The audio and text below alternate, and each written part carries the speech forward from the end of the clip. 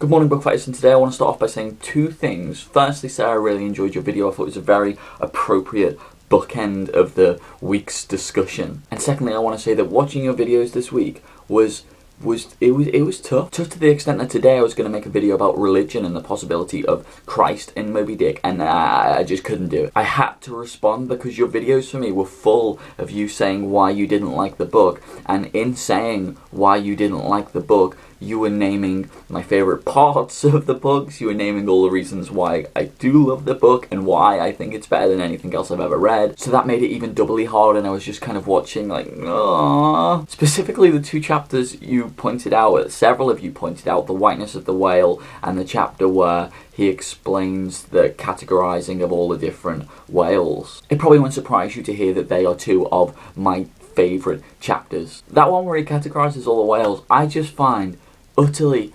fascinating, and I was so interested reading it, and I feel like I'm on this voyage with them and I'm learning stuff, and like I'm taking it all in, and there's so much little interesting tidbits, like a shark is more similar to a fish than it is a whale because its tail kind of moves side to side and is long, whilst the whale's tail is wide and goes up and down. Like, that is fascinating to me. And as well as that, I feel like I'm just gathering this kind of wealth of knowledge as the book goes along, as well as enjoying the plot that's happening, as well as enjoying the characters that I'm being shown. And The Whiteness of the Whale is basically the most important chapter in the book for me because it, A, establishes Ishmael as, first and foremost, what he is. He is a reader. He looks at things and he reads them, whether it's paintings or people or ideas.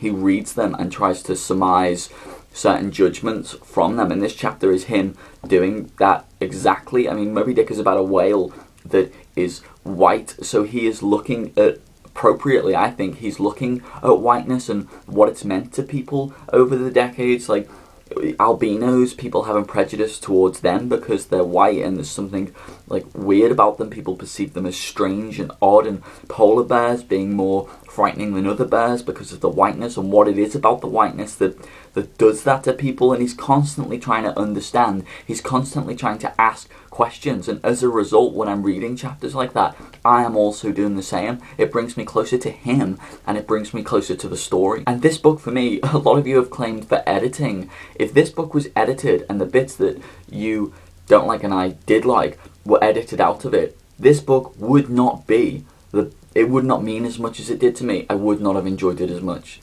simply because I would have just been experiencing this story, which great and wonderful story as it is.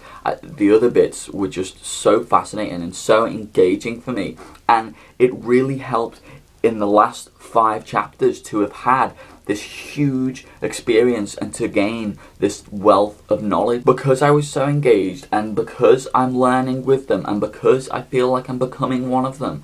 By the time we get to about 10 chapters before the end, before we know the whale is coming, there are signs in the sky, there are omens, there are loomings.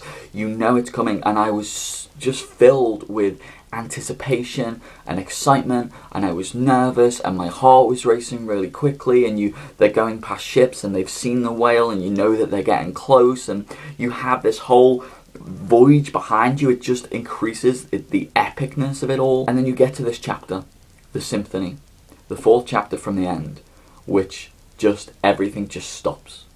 The storms disappear, the sea turns calm, and everything is completely still. You've had this gigantic voyage, you've had this timpani, almost this drum roll building up, and then just before the chase, before everything kicks off, you have this beautiful stillness. And that chapter, in the context of the rest of the book, is one of the most beautiful and sad things that I've ever read. I was almost in tears.